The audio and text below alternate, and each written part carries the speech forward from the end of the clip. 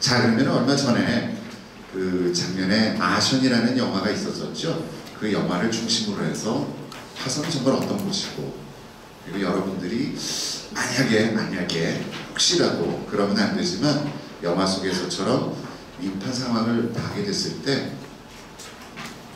어떻게 살아남을 수 있는지 한번 알아보도록 하겠습니다. 네, 꺼주셔도 될 것 같아요.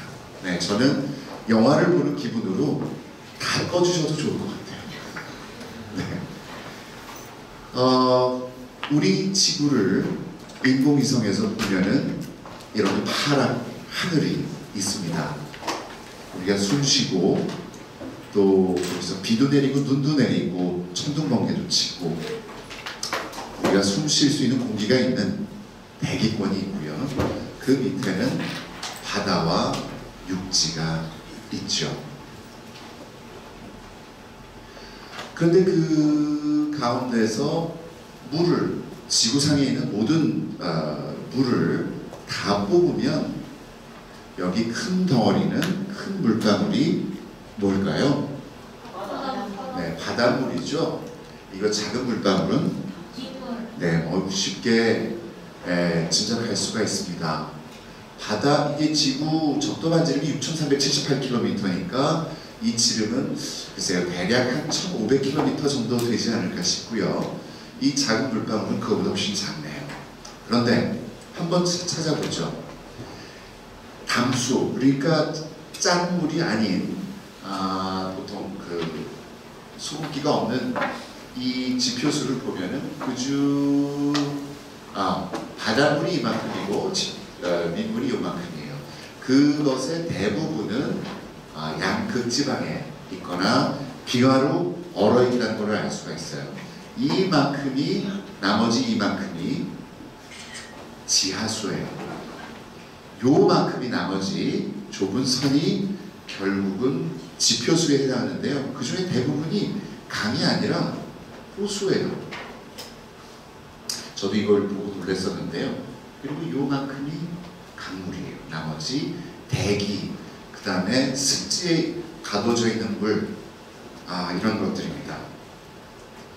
자, 우리한테 물이라는 것은 정말 빼놓을 수가 없죠. 여러 가지 논란이 있음에도 불구하고, 자, 여기는 우리 태양이고요. 태양보다 가벼운 별, 무거운 별들, 그리고 행성계가 지금 2,000개가 넘게 발견이 됐죠. 외계 행성이 2,000개가 넘게 발견이 됐었습니다. 제가 대학 다닐 때만 해도 알려진 태양계각 행성은 단 한 개도 없었어요. 그러다가 90년도 중반쯤 되면서 행성들이 하나둘씩 발견이 되더니 요즘은 케플러 우주망원경에 의해서 굉장히 많이 발견이 되고 있습니다. 자, 그래서 생명을 갖기 위한 조건은 여러 가지가 있습니다. 별이 너무 뜨거우면 자외선이 많이 나오고 빨리 에너지를 소모해버리기 때문에 생명이 살기에 부적합하고요. 거리가 너무 가까우면 뜨겁고 너무 멀면은 온도가 낮습니다. 게다가 궤도가 만약에 행성의 궤도가 굉장히 20mm 큰 찌그러진 탐원 궤도라고 한다면 온도차가 굉장히 심하겠죠. 그래서 적당한 거리에 있는 원궤도이어야 하고요. 그렇다 할지라도 반드시 적당한 조건이 되는 건 아닙니다. 이를테면 그 행성이 너무 가벼워서 중력이 적으면 숨 쉴 수 있는 대기 분자를 붙들어 둘 수가 없어요. 중력이 적당히 세면서 너무 온도가 높으면 그 대기 분자가 너무 빠르게 움직이기 때문에 중력에서 벗어나죠. 예, 고등학생 언니 오빠들, 형 누나들은 알겠지만 탈출 속도를 넘어서는 겁니다. 너무 중력이 약하면 안 돼요. 그래서 태양계에는 흔히 골디락스 또는 해비터블 존, 생명 거주 가능 지역 이렇게 말하는데 거기에 지구가 들어있고요. 이 지역은 물이 액체 상태로 있을 수 있다는 얘기입니다. 화성은 아쉽게도 약간 살짝 비껴가 있지요. 오늘 주요 주제 중에 하나는 바로 이겁니다. 물. 여러분들 자다가 목말라도 깨게 되죠. 그렇죠? 그래서 물 한 모금 마시고 잠을 청하는 경우도 많을 텐데요. 저처럼 나이를 아주 많이 들진 않았지만 더 갈증이 나더라고요. 잘 때. 그러다가 화장실도 왔다 갔다 하게 되고 그러는데, 아무튼 우리 갈증을 채워줄 뿐만 아니라 가만히 생각해 보세요. 아침 일어나서부터 얼마나 많은 물을 쓰는지. 물 없이는 머리 감고, 우리 고등학생 언니 누나들은 뭐 이렇게 머리 좀 하려고 해도 일단 감아야 되잖아요. 그죠? 화성에 물이 있었느냐 하는 것은 생명체가 살았었느냐, 지금 있느냐는 논란과 함께 굉장히 오랫동안 얘기가 됐었습니다. 자, 이 화성 궤도선이 찍은 사진을 보면 누구나 볼 수 있는 것처럼 분명히 과거에는 물이 흘렀을 것이다 라는 걸 알 수가 있어요. 어느 쪽이 상류고 어느 쪽이 하류일까요? 오케이, 그래요.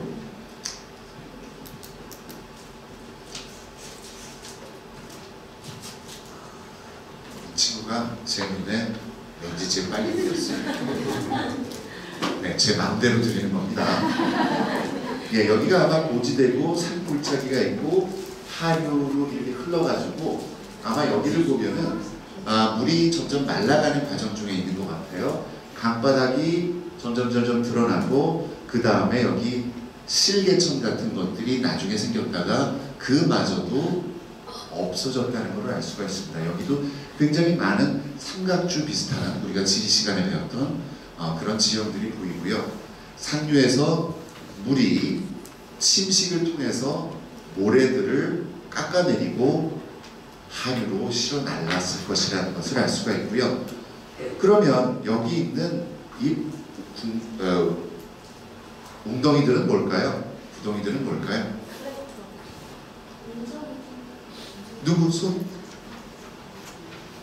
여기 앞에 가서 손을 들었어. 뭐예요? 그래, 운석은 뭐예요? 천체라면 그게 뭐야? 그 암석을 뭐라 그러죠? 소임석. 다 박수.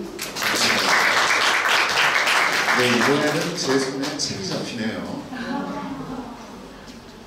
네, 강이 흐른 뒤에, 말라버린 뒤에 이런 것들이 떨어진 거예요. 만약에 먼저 떨어졌고 그 이후에 물이 흘렀다면 네, 다 지워졌겠죠?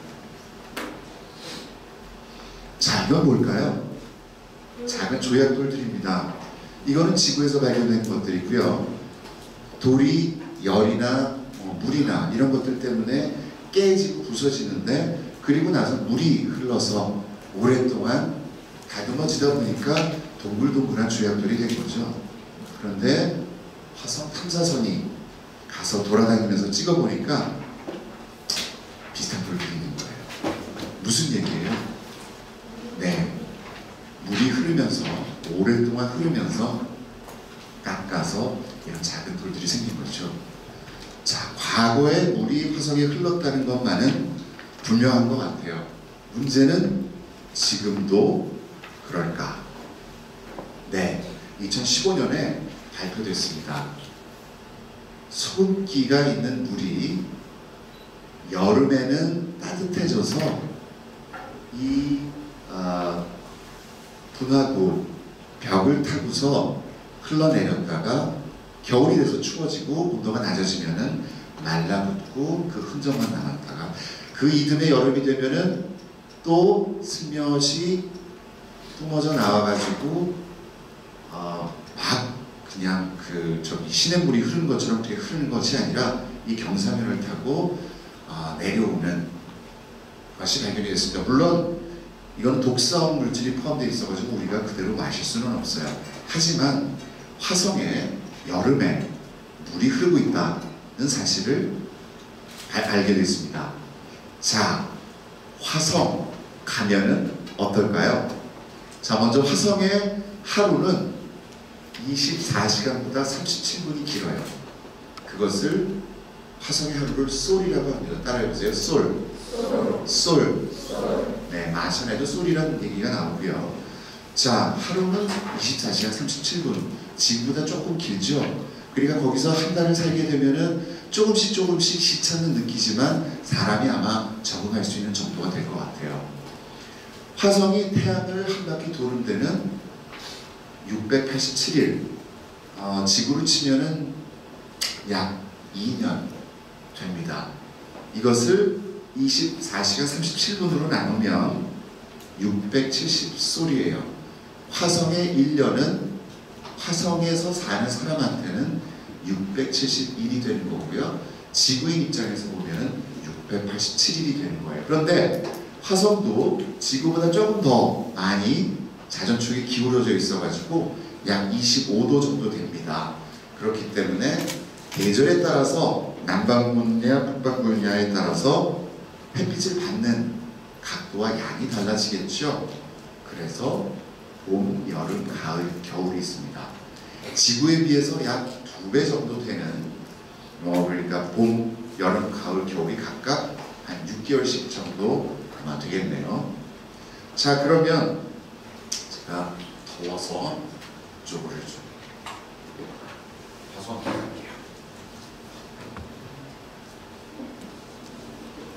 자, 그럼 한 달은 어떻게 될까 제가 좀 생각을 해봤어요. 화성에는 포보스와 데이모스 20km가 좀 넘고 12km 좀 넘는 두 개 아주 작은 달이 있어요. 멀리 떨어져서 돌지도 않아요. 이놈이 한 5,000km보다 가까운 상공을 돌고 있고, 이것은 지구의 정지궤도 위성보다 가까운 2만 몇천 킬로미터 상공을 돌고 있어요. 근데 재밌는 것은 화성에서 여러분들이 본다면 포보스는 하루에 2번 뜨고 2번 져요. 데이모스를 보면은 닷새에 한 번씩 뜨고 져요. 그럼 한 달을 우리는 뭐라고 불러야 될까요? 모르겠어요. 거기에 대해서 아직 합의된 내용은 없어요. 하지만 저는 데이모스를 기준으로 해서 닷새에 한 번씩 뜨고 지니까 굉장히 좀 달력이 복잡해지겠지만 네, 어떻게 나중에 약속이 될지 모르겠어요. 여러 번 중에 그거를 결정하는 국제위원회에 속해서 일하는 사람이 없을 거라고 누가 단언할 수 있을까요? 자, 화성은 지구에서 가장 가까울 때 약 5,500km고 가장 멀 때 4,000km가 넘습니다. 지구-태양 평균 거리가 1억 5천만 km인데요. 그래서 그걸 평균을 취했을 때 지구에서 보는 태양 크기는 약 8분의 5, 물론 멀 때는 훨씬 멀어지지만, 그리고 평균 밝기는 약 60%, 가까울 때는 훨씬 더 밝겠지만요. 아무튼 멀리 있기 때문에 좀 추울 거라고 생각을 할 수가 있겠네요. 자, 진짜 중요한 얘기. 여러분들이 비행기를 타거나 높은 산에 올라가면 약간 숨이 막히죠. 비행기 타고 내려올 때 이런 PT평이 쭈그러들죠. 네, 기압이 낮은 상태에 있다가 높아져서 그런 거예요. 사람이 한 2,500m 고산지대 가면은 머리가 좀 아프고 좀 정신이 없어집니다. 화성은 어떨까요? 화성은 지구의 30km 상공 정도의 기압이에요. 그러니까 지구 기압을 100이라고 하면은 0.7 정도밖에 안 돼요. 그러니까 1000분의 0.7이 되는 거죠. 그렇기 때문에 일단 숨이 막힙니다. 살 수가 없어요. 거기다가 지구는 78%가 질소고 21%가 산소예요. 다 알고 계시죠? 근데 화성은 96%가 이산화탄소고요. 질소는 2%가 밖에 되지는 않아요. 산소는 없어요. 일단 우리가 기압이 낮아서 숨을 쉴 수가 없고, 게다가 우리 몸에 알맞는 그런 산소와 질소가 없기 때문에 질식할 수가 있겠죠. 거기다가 중요한 건 온도입니다. 이거는 제가 바로 어제 비행기 타고 떠난 LA 지역의 온도인데요. 가장 더울 때가 한 30도 조금 넘고요, 섭씨로. 가장 추울 때는 영상 기온입니다. 우리나라보다 따뜻한 곳이죠. 그런데 화성의 게일 크레이터라고 하는 오퍼튜니티, 아까 동영상 보셨죠? 적도 지역에 있는데요. 제일 따뜻할 때가 0도보다 조금 추워요. 가장 추운 겨울에는 영하 80도 가까이 됩니다. 일단 저기 외기에 노출되면 네, 여러분들의 여기 폐, 호박바리가 순식간에 얼어붙어 버릴 거예요. 자, 어떤 대비를 해야 되는지 알겠죠? 화성은 우리 지구하고 얼마나 비슷할까? 이거는 하와이의 마우나로아 지역입니다. 거기에 있는 마우나로아산은 지금 화성의 올림푸스 몬즈라고 하는 에베레스트 산의 한 3배 높이 되는 태양계 화산 중에서 제일 큰 화산이 화성에 있거든요. 네, 그것하고 상당히 비슷하고요. 여기 있는 암석이나 크기 굉장히 비슷합니다. 그래서 여기 보면은 나사에서 지금 4번째 임무가 끝났는데요. 우주과학자, 생물학자, 지질학자, 심리학자 이런 분들이 이 돔 안에서 짧게는 4개월에서 길게는 1년 동안 6명이서 합숙을 합니다. 남자 여자 같이 있고요. 물론 방은 다 따로 있고요. 거기서 거기다가 이제 지구하고 화성의 거리가 멀기 때문에 통신도 20분씩 일부러 지연을 시켜요. 밖에 나갈 때는 반드시 우주복을 착용을 해야 됩니다. 그래서 4개월에서 1년 동안 심리적으로 얼마나 고립감을 느끼고 팀워크는 어떤지 이것을 심리학적으로 분석하고 미래 화성시대에 대비하자는 거죠. 자, 그런가 하면은 이렇게 비슷한 지역도 있네요. 이거는 수단의 와디룸이라고 하는 곳인데요. 어떻게 이 영화 속의 지역이랑 이렇게 비슷할까요? 여기서 찍었어요. 맷 데이먼이 여기 가서 촬영팀이 여기서 찍었어요. 약간 CG를 더 입혀가지고 붉게 만들고 약간 장식적인 것을 넣었죠. 네, 화성하고 지구는 겉보기에 비슷한 지형이 이 밖에도 굉장히 많습니다. 자, 이제 본격적인 얘기로 들어가 보겠습니다. 화성의 마션 이라는 영화를 통해서 우리가 화성에 갔을 때 어떤 기술들이 필요할까라는 것을 보여주고 있습니다. 먼저 우주복. 이거는 아폴로 시대의 알란 셰퍼드라는 아폴로 우주비행사가 실제로 입었던 우주복인데요. 스미소니언 항공우주박물관에 있습니다. 여기 보면은 엑스레이로 찍은 건데요. 예, 어느 것은 들숨, 공기가 들어가는 곳, 공기가 나오는 곳. 그 다음에 통신선이 들어가는 곳. 그 다음에 여기 있는 구멍은 우주비행사의 소변이 나오는 곳입니다. 재밌죠? 네. 급하면 어떡하겠어요? 그리고 여기 가는 선들이 있는데 이것은 뭐냐면 냉각수가 들어가요. 이걸 입으면 얼마나 덥겠어요? 물을 계속 넣고 빼고 해가지고 몸의 기온을 낮춰줄 겁니다. 체온을 낮춰줄 겁니다. 두 번째, 거주지. 마션에서는 햄이라고 부르는데, 자, 여기 화장실도 있고, 여기는 신발장이네요. 그 다음에 여기는 그 작업 공간이고요. 그 다음에 여기는 밖에 들어갔다가 공기를 보통 외기 공기하고 이제 맞춰가지고 우리가 숨 쉴 수 있는 환경으로 해놓는 거고요. 2층은 개인 침실하고 책상, 그 다음에 여기 컴퓨터들 있고 실험 공간 이렇게 영화에서 묘사가 되어 있습니다. 실제로 지구에서도 나사 존슨 센터에서 저런 실험 그 공간을 거주 공간을 만들어 놓고 실험을 하고 있습니다.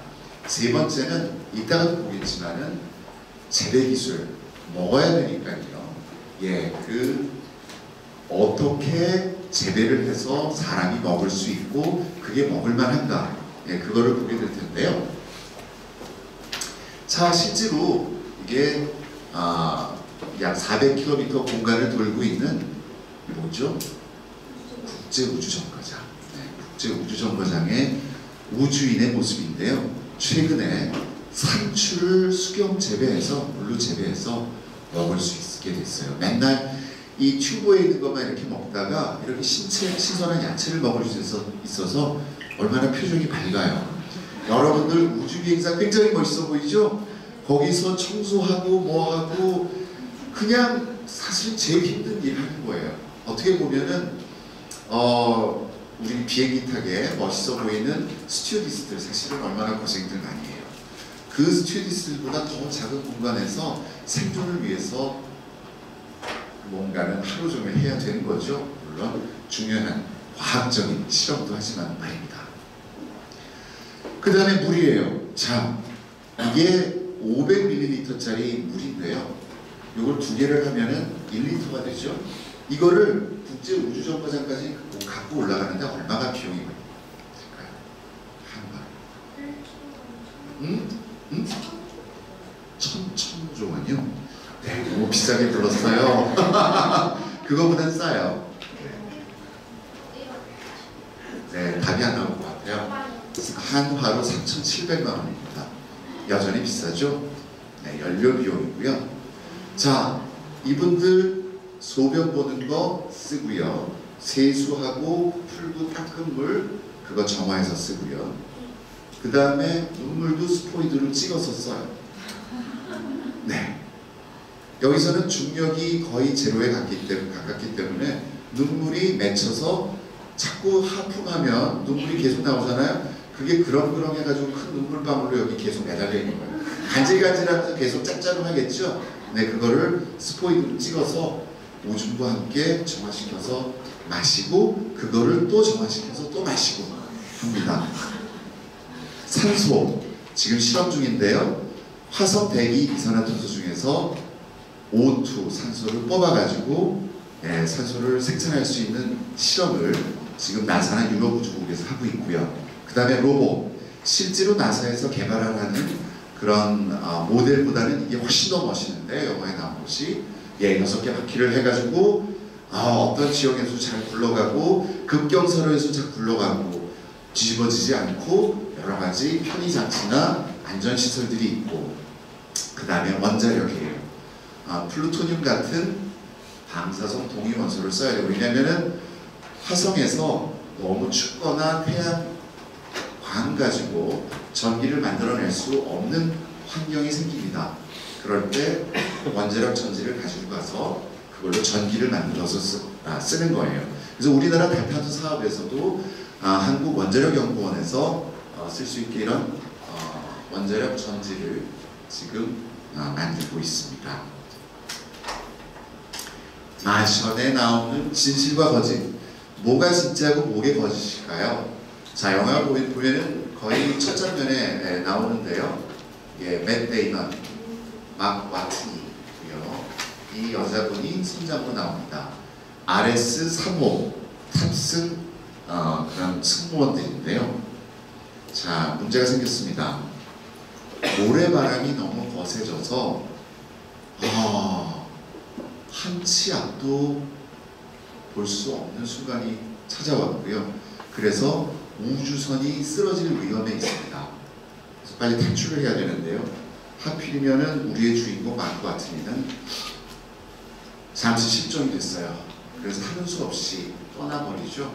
근데 깨보니까 거의 질식할 지경이고 간신히 기지로 돌아왔는데 알고 보니까 뭐가 날아와서 복부에 꽂혔습니다. 그래서 그거를 스스로 빼내는 시술을 하는 그런 장면인데요. 자, 질문. 실제로 모래 폭풍이 있고 그렇게 심할까요? 실제로 봄, 여름, 가을, 겨울이 있기 때문에 온도차가 크고 해서 이렇게 화성 전체를 뒤덮는 모래 바람은 있습니다. 근데 제가 아까 한 가지를 말씀을 드렸죠. 기압이 굉장히 낮다고. 기압이 낮기 때문에 우주선을 쓰러뜨릴 수도 없고요. 금속 조각 하나 날아가게 해가지고 배에 꽂힐 힘도 없는 대기예요. 뭐죠? 네. 틀렸습니다. 그 다음에 이렇게 스키아파렐리 크레이터를 여러 가지를 끌고 가는데요. 맷 데이먼이 곳곳에 회오리 바람이 보입니다. 실제로 그럴까요? 그럴 것 같아요? 자신이 갑자기 없어지죠. 네, 맞습니다. 이게 탐사선이 찍은 거를 3D로 재구성한 건데요. 그러니까 여름에 갑자기 더워지면은 상승 기류가 적도지방에서 확 올라오고 그게 한 70m 높이까지 솟고요. 그 꼬리가 한 20km까지 가는데요. 먼지를 끌고 가가지고 이렇게 마치 뭐라 그러죠? 네, 저런 회오리 바람이 생겨요. 네. 다음에 마크 와튼이 기지를 고공에서 본 모습입니다. 거의 전면이 다 노출된 세대에서 사는데요. 가능할까요? 이 방사선 지구처럼 막아내주지 못해요. 대기가 열려서요. 그래서 반드시 땅을 파고 들어가서 방사선 노출을 피해야 됩니다. 하루 이틀만 지나도 굉장히 위험한 지경에 다다르게 됐죠. 그 다음에 재배를 한다고 했는데 감자를 이 사람이 해서 먹는데 화성 오퍼튜니티 같은 탐사선이 조사한 토양, 그 다음에 지구에서 주슨 화성 운석 분석해보면은 자, 우리가 아는 토양에 있는 모든 식물을 자라게 할 수 있는 성분들이 다 있어요. 근데 한 가지가 문제예요. 미생물. 그래서 이 사람이 냉동 건조된 동료들의 응가를 가지고 오고요. 근데 거기도 미생물은 없잖아요. 죽었잖아요. 자기의 신선한 응가를 보태가지고 분해를 할 수 있게끔 합니다. 여기 그런 대사가 있고요. 네, 그래서 실제로 그거를 재배할 수 있게 됐습니다. 문제는 통신장비가 망가져가지고 자기가 살아있다는 것을 구조를 받아야 되는데 살아있다는 것을 알릴 수가 없어요. 그냥 화성에 주저앉아서 죽을 수밖에 없는데 이 사람이 역시 천재였습니다. 예전에 나사 제트 추진연구소에서 날렸던 그래서 쓰였던 마스 패스파인더를 가지고 옵니다. 그래서 거기 통신장치를 손을 봤어요. 근데 문제는 이 음성 교신이 불가능했어요. 생각했어요. 16진법. 이 진법은 별로 많이 한꺼번에 많은 정보를 담을 수가 없는데 16진법을 쓰면은 굉장히 많은 정보를 담을 수가 있어요. 네, 그래서 스탠이라고 해가지고 제가 수학적인 요소를 요걸 넣었고요. 이런 표를 가지면 우리가 대화를 할 수가 있습니다. 그래서 자, 왼쪽이 10진수고요. 오른쪽이 그거를 영어로 나타내는 겁니다. 484F574144C495645 16진법이 이게 뭐냐면 How Alive. 나사 제트 추진연구소 친구들이 마크 와트니가 신호를 보낸 거예요. 어떻게 살았어? 그 다음에 435이 Crops. 먹을 거는 너 다 떨어졌을 텐데 뭘 먹고 살았어? 가장 궁금한 거죠. 그 다음에 425249 Bring Sojourner out. Sojourner는 저기 딸린 첫 번째 1세대 로봇입니다. Sojourner 가지고 와. 그러면 거기 통신장치 이용해가지고 그 뒤로부터 제 기억이 맞다면 음성으로 통신을 하기 시작했어요. 자, 그 다음에 중력. 화성의 중력은 지구의 3분의 1입니다. 여러분 100kg인 사람이 가면은 38kg이고요. 50kg인 사람이 가면은 19kg이고요. 네, 그 사이 어둠애들 다 있으시거나 더 가벼운 학생들도 많겠다. 본인 몸무게를 생각하실 수 있을 겁니다. 화성에서. 자, 이제 여행을 떠납니다. 이제 더 이상 거기서 기지에서 보낼 수가 없어가지고요. 감자, 공기, 물, 전력 다 갖추고 떠납니다. 만약에 저기 박현수 박사님 오셨습니다만은 감자 말고 고구마였었으면 영양적으로 더 좋을 것 같은데요. 다음번 영화에서는 고구마가 나오길 기대를 해봅니다. 영화에서 요 지역이 원래 자기 기지고 결국은 스키아파렐리의 구조대 로켓이 있기 때문에 여기까지 가는데요. 이 지명들이 실제 하는 것인가? 네, 실제 합니다. 실제로 화성 지도가 아주 정교하게 되어 있거든요. 그걸 기반으로 해가지고 했고요. 그 다음에 별자리와 지도를 보고서 그곳으로 찾아갑니다. 이제 거의 다 끝나가는데요. 여기 리치 프루넬이라는 제트 추진 연구소의 궤도공학자가 나옵니다. 여기 나오는 실제로 로켓과 우주선의 궤도와 그 위치, 궤적이 일치할까요? 네, 이게 아레스하고 헤르메스의 궤도를 실제로 표시한 건데요. 나사 과학자들이 작업을 해서요. 이 모든 과정이 정확하게 궤도나 거기 걸리는 시간이 전부 일치를 하도록 영화가 정교하게 만들어졌습니다. 자, 실제 우주 비행사고요. 마크 와트니, 그 다음에 앤디 위어드 감독이고 앤디 위어드 작가고요. 이분은 나사 행성과학본부 본부장인 짐 브린 박사님입니다. 저도 몇 년에 한 번꼴로 만나는데요. 나사 저 고위급이 직접 총 지휘를 하면서 영화를 장면한 거예요. 네, 화성에는 지금까지 56개의 탐사선이 갔고요. 그 중에 성공한 것이 27개, 8개밖에 되지 않았습니다. 근데 재미있는 것은 2년 간격으로 나사 탐사선이 갔죠. 왜냐하면 화성하고 지구하고 가까워지는 게 26개월에 한 번씩이에요. 가까워질 때마다 가야겠죠. 안 그러면 연료가 많이 들 테니까.